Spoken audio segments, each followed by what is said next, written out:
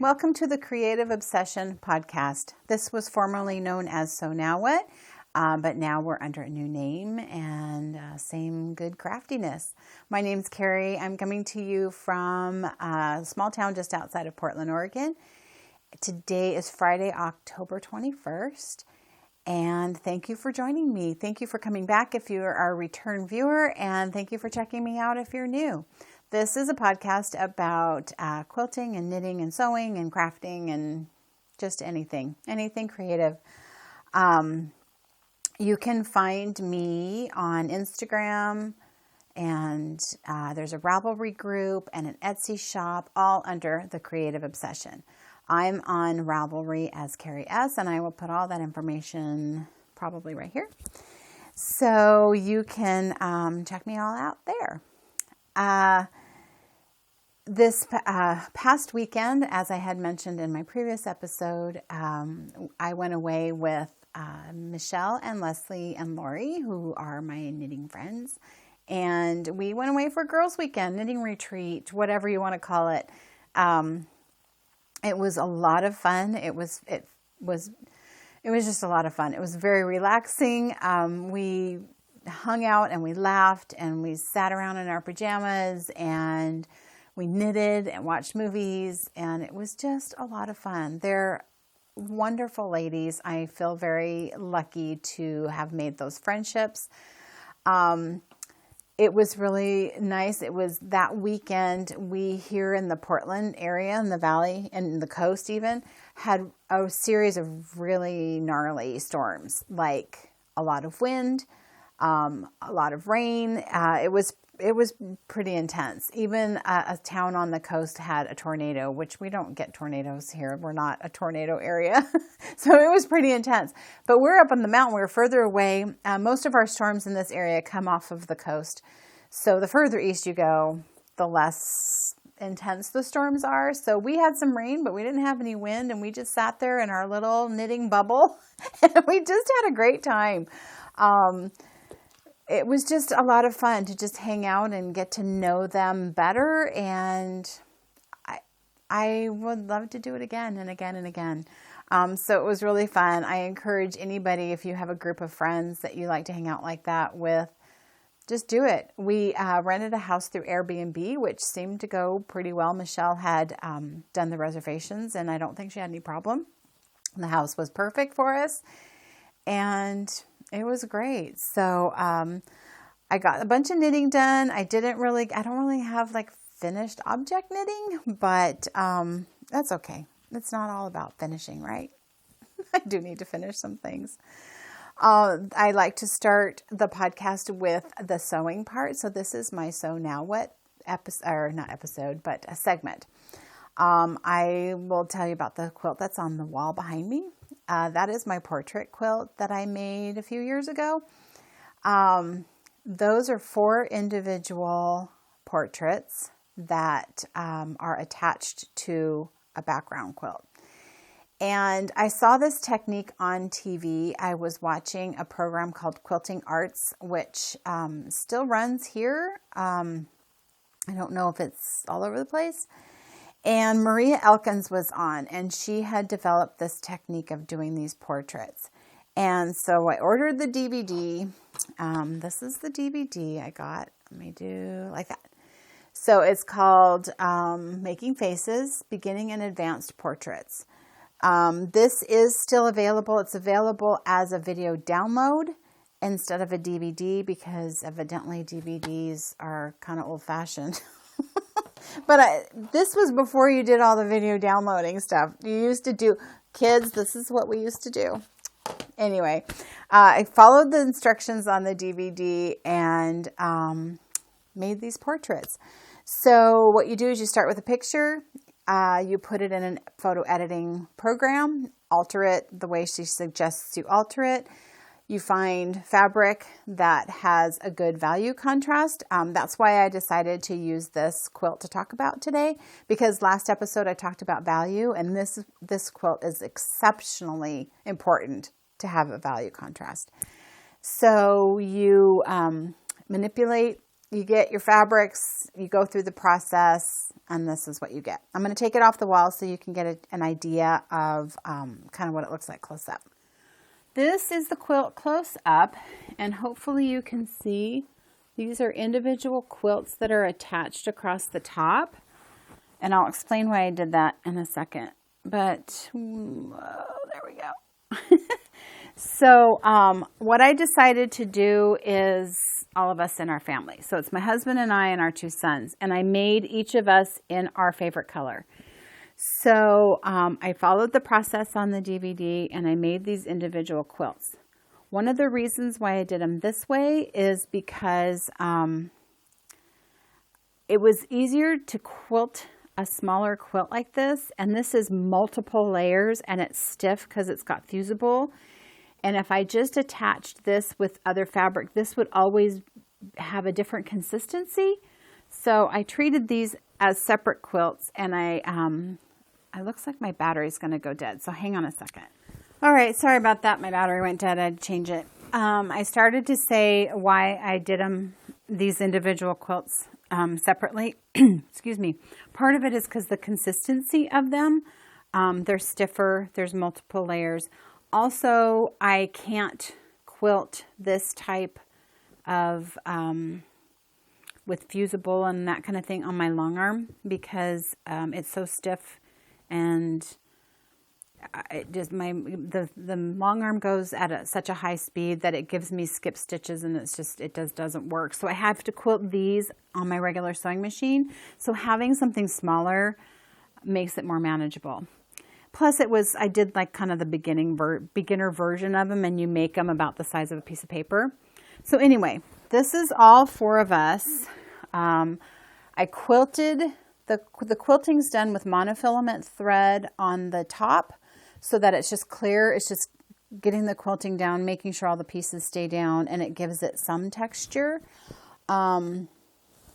It's kind of hard to do texture on a face because you don't want that to look weird. I think that's going to look weird. There's James.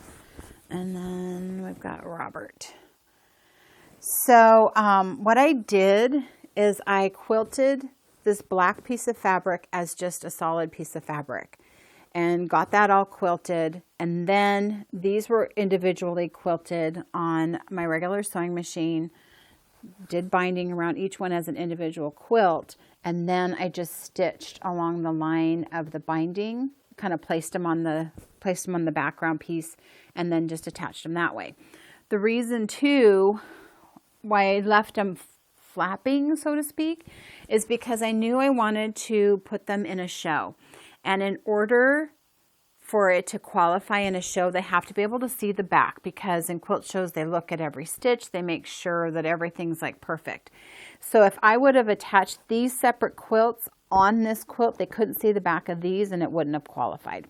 I did get a ribbon or something for this.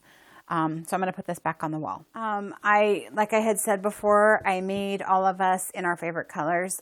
James's favorite color was orange, and I did do one of him in orange, and it just didn't look right. An orange face is just not very good. You wouldn't think purple and blue would be either, or green, but for some reason orange just didn't work. So I did him in browns, and so he's more of a sepia tone, which works out. I did do some other ones. I did one of my niece and nephew and gave those to my sister-in-law and brother-in-law for Christmas. And I did those in black and white. One was in black and white, one was in sepia. And I think those are my favorite color schemes because they look more like a photograph.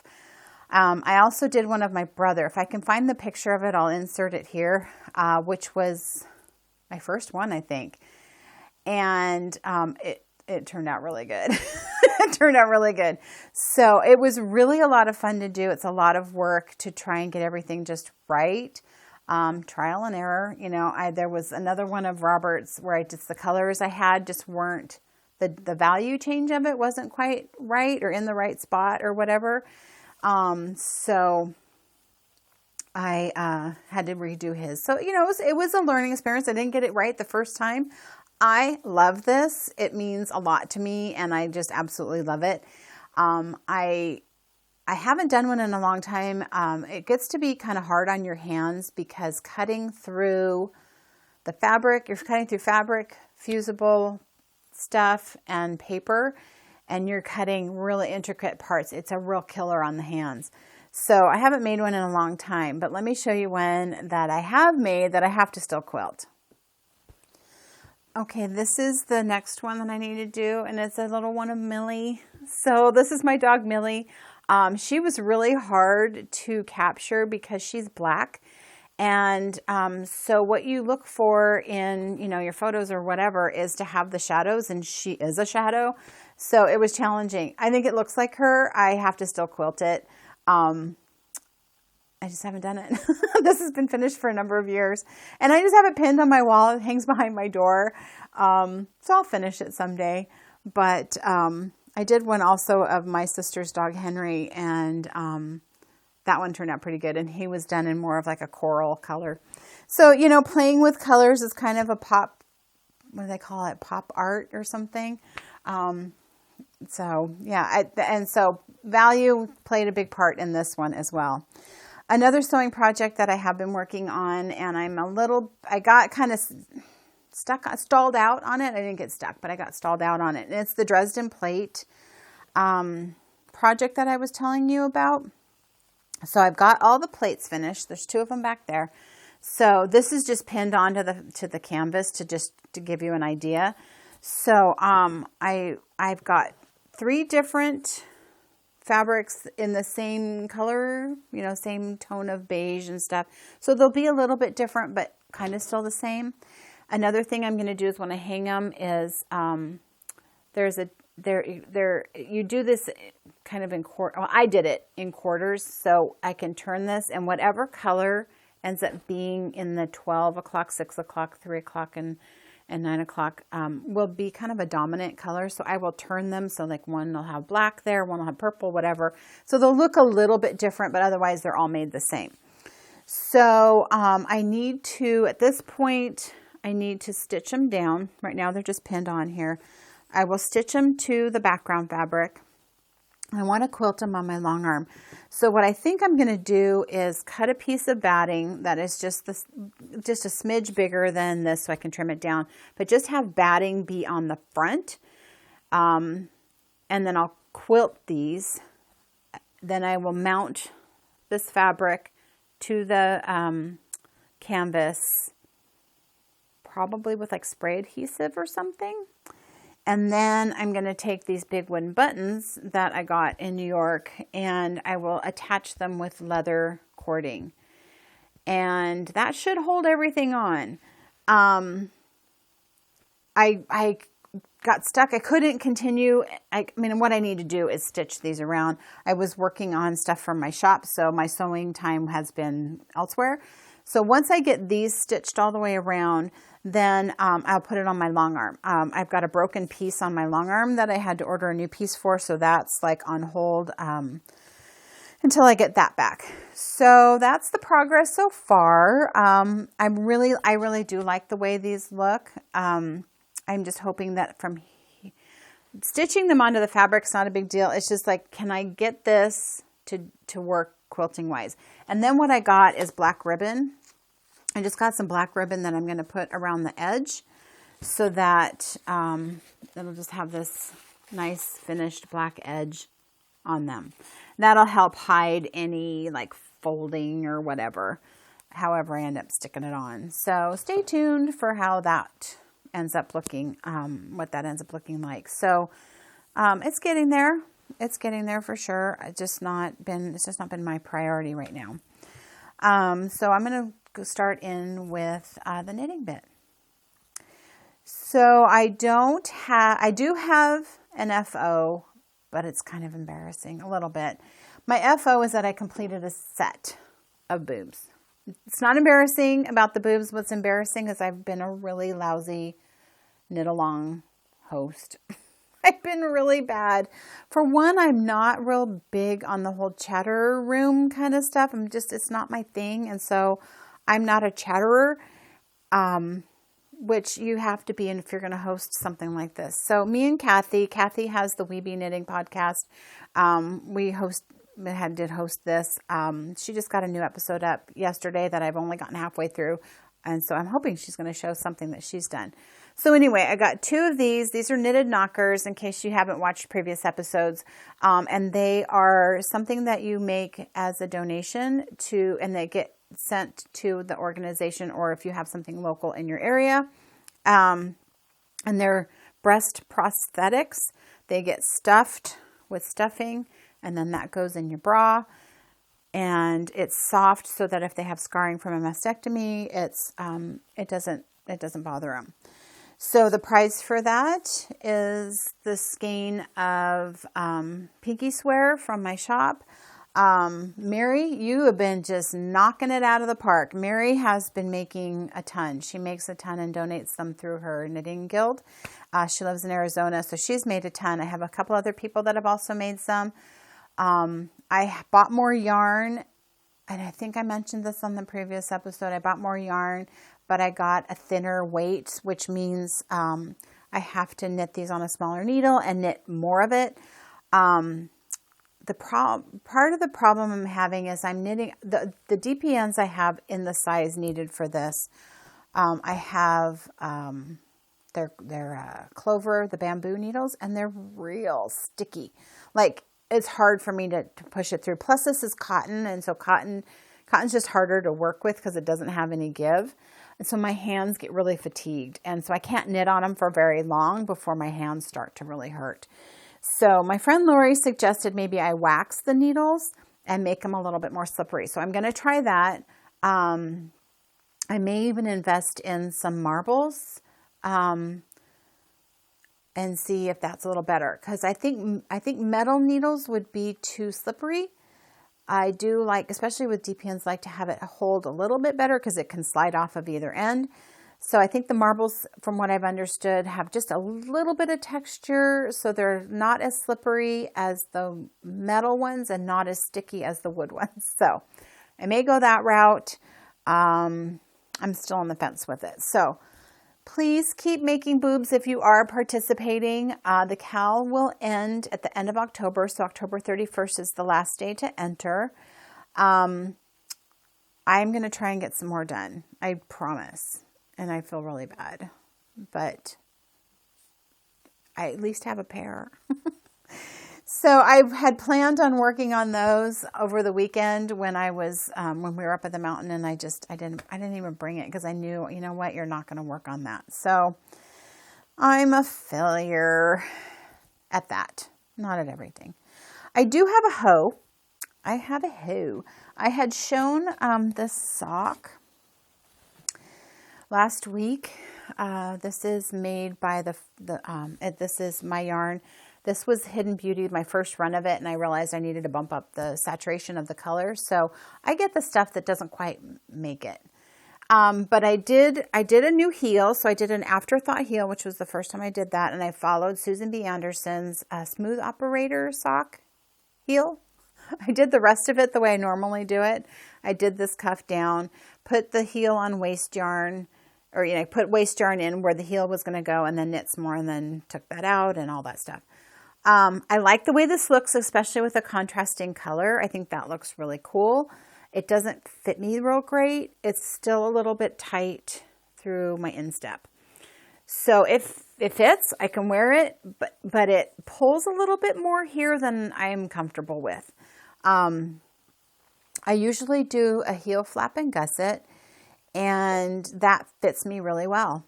And I don't find it hard to do. I felt this was kind of tedious, and it was probably just because it was something new to me.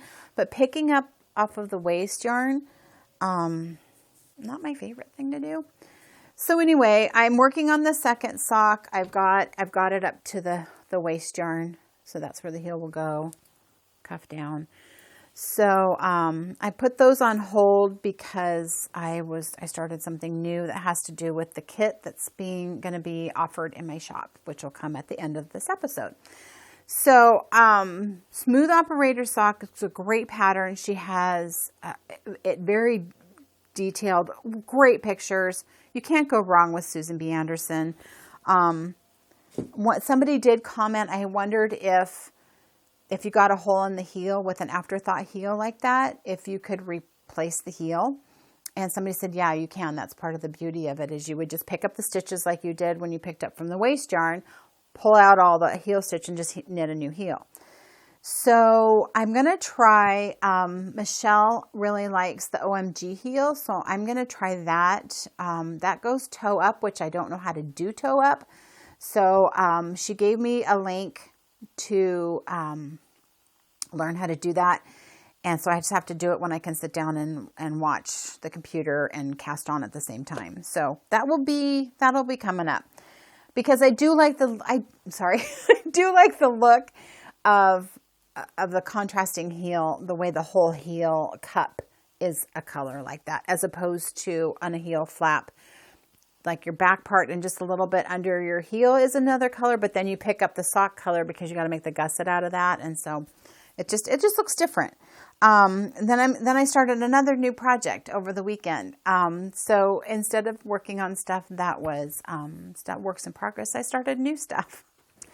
So I started the Bobble hat, and I know I kept calling it Bobblehead, and I think it should be called Bobblehead because I think that's a cute name. But if you live under a rock and you don't know what the Bobble hat is, sorry, I'm going to keep calling it that.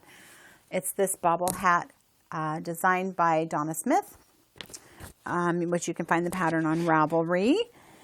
And I chose to work on this over the weekend because I had never done color work before and I wanted help. And all three of the ladies I went with have all made this hat. So this is it so far. Isn't that super cute? I think it's really, really cute. I've got purple on the bottom and the sheep are white, and then the top is like an aqua color, and I think it's adorable. One of the things that I learned from them and from reading online is that it generally turns out really big, and she's a 14-year-old girl. I'm making this for my niece. I don't know if she'll like it or not, but I'm making it for her anyway. And she's 14 years old, and she's petite. So I knew that if I made it too big, it just wouldn't fit. So I had originally it tells you to cast on with 6s, and so I thought I'll go down a size. So it usually has a really long ribbing and then you fold it. And I thought, I don't like to do ribbing, so I'm just going to do it single, and she just doesn't get to fold it. But it turned out real floppy. And I just kept thinking, this just doesn't seem right. So I had to rip it out. And by the encouragement of Leslie, and I'm glad she convinced me to do it, because I wouldn't have been happy with it. But I hate ribbing. So I had to rip out 2 inches of ribbing, and I cast on with size 4s. And so now it's much better. As you can see, it goes in, and then it's still pretty stretchy, and it'll definitely fit on her head.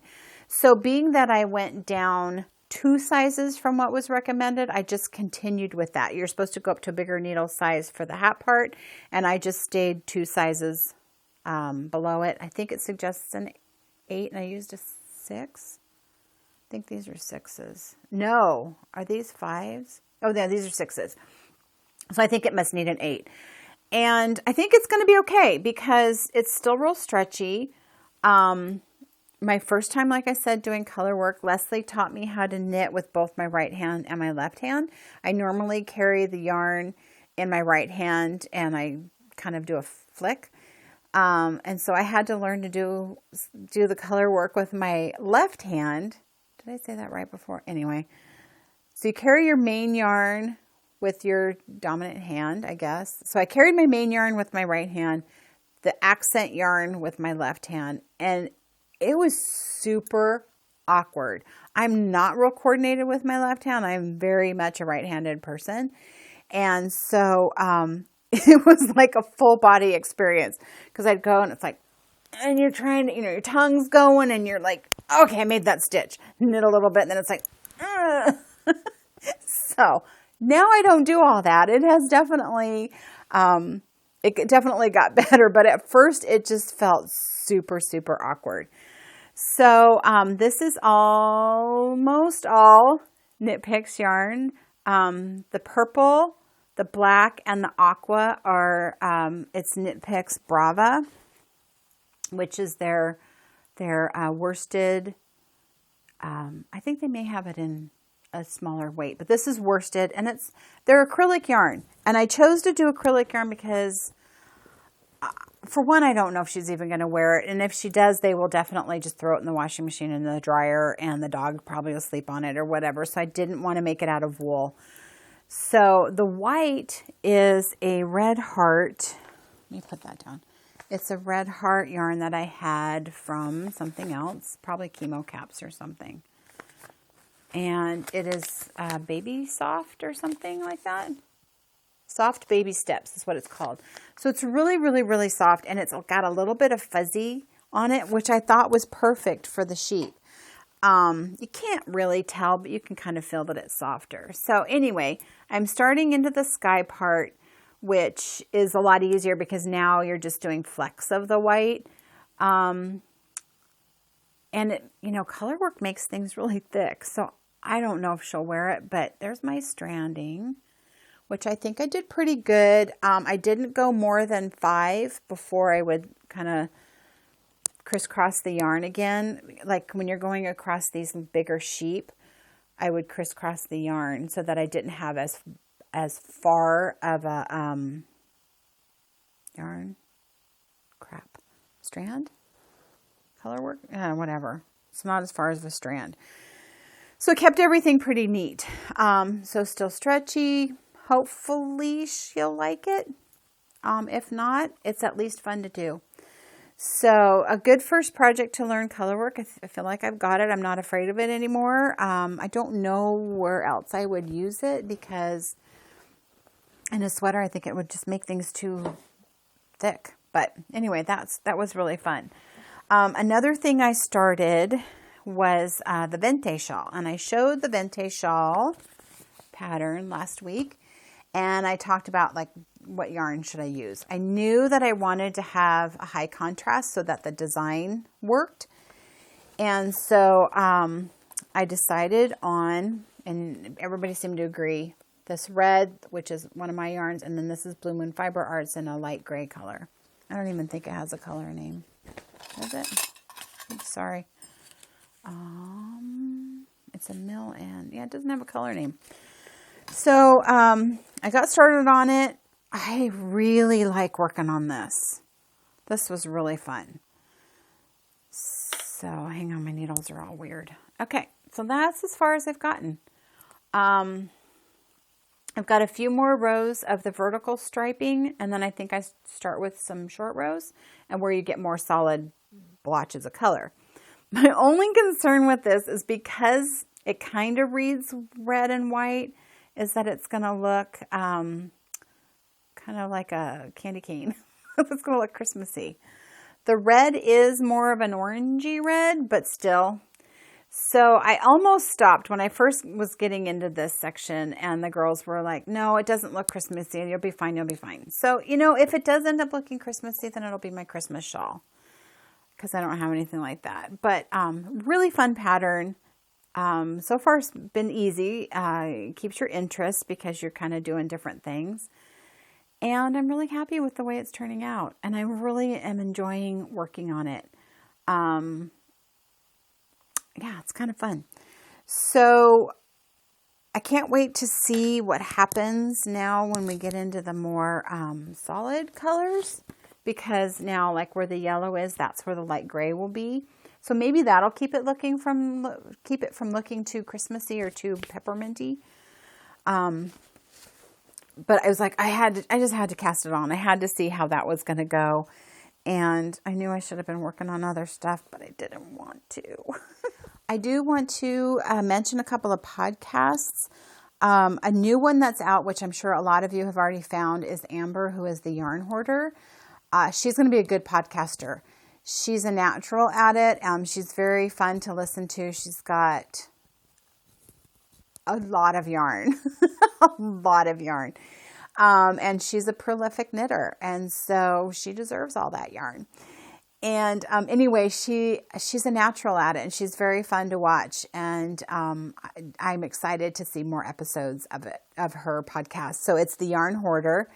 I will put, like I said, links down below. Another podcast that you need to go check out. I mentioned them last week or last episode, is the Fruity Knitting. podcast. They have an interview this last episode, which would be their episode 15. And they interviewed Joji Locatelli, who is a very well-known knitwear designer. It was a really interesting interview. So go check out Fruity Knitting. Episode 15 has Joji Locatelli. Her interview starts at about the 38-minute mark if you're not interested in the other stuff. But I recommend watching the whole episode because they're very professionally produced and so they're fun to watch. It's Andrea and Andrew, husband and wife team, that are the hosts of that podcast. But Joji's interview I thought was really interesting to hear where she came from and kind of how she got where she is. So I think you should check it out. That's it. That's all I have for knitting, because I've spent a lot of time working on the kits that I'm putting in my shop, which I will go into next. I will show you the work in progress that I'm working on that has to do with the kit. If you're not interested in that, then I will leave you here, and thank you so much for tuning in. If you do want to see what's up with my shop and what the kit is, then stay tuned. Now for the shop update. Okay, so I'm working on my first kit, and so I'm going to show that now. Excuse me. So what the kit is this cute little foxes, kind of a polar design. So the foxes are wearing red hats and scarves. The inside of the bag is a gray, red, and white stripe. And then with the kit is yarn that matches. So you get this skein of sock yarn. I'm going to put the bag down. So you get the skein of sock yarn and a mini that is in the Twinkle Toes base, which has got stellina in it. So it's got some sparkle in the red. And to give you an idea of what it looks like, this is what I cast on. So this was one of my first skeins I tried dyeing. You probably can't tell. I don't know, maybe you can. It was a little greener than I wanted it to be. So the skeins now have more green in them. So this is the red will go for heels, toes, or heels, cuffs, and toes. This is what I was talking about when I was talking about the way I like the afterthought heel looks a little bit better, although that doesn't look too bad. I know it'll fit.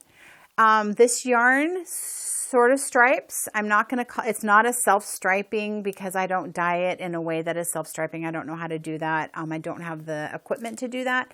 But as you can see, it's got some subtle striping to it. And that's what I wanted it to look like. I didn't want it to be like definite lines. I wanted it to just give the illusion of some stripes. I love this. So what you get then is the yarn, the mini, the bag, and then I made, maybe you can see it if I go like that.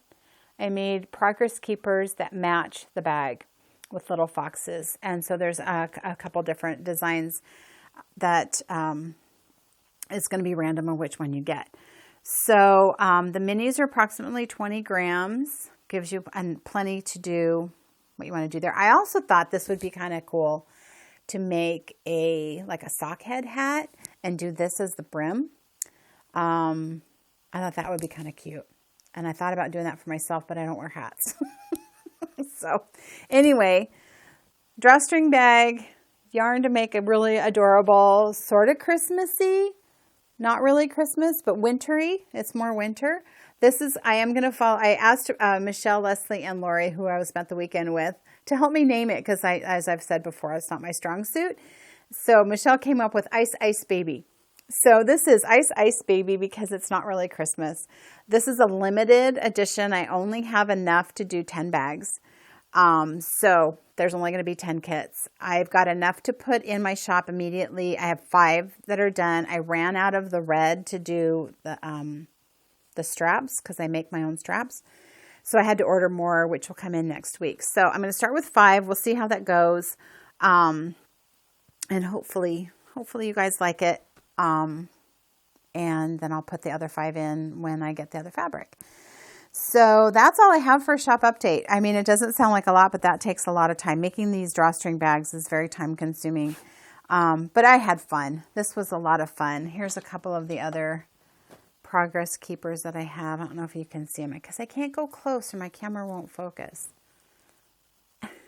So I have these little progress keepers. Anyway, you get all that. So check out the shop, The Creative Obsession on Etsy, and that's where you will find it. I will post on Instagram when I'm ready, when I'm ready to put those in the shop. If you follow me on Instagram, that's where I'll usually put when there's new things for that. So Christmas socks, winter socks, they're cute.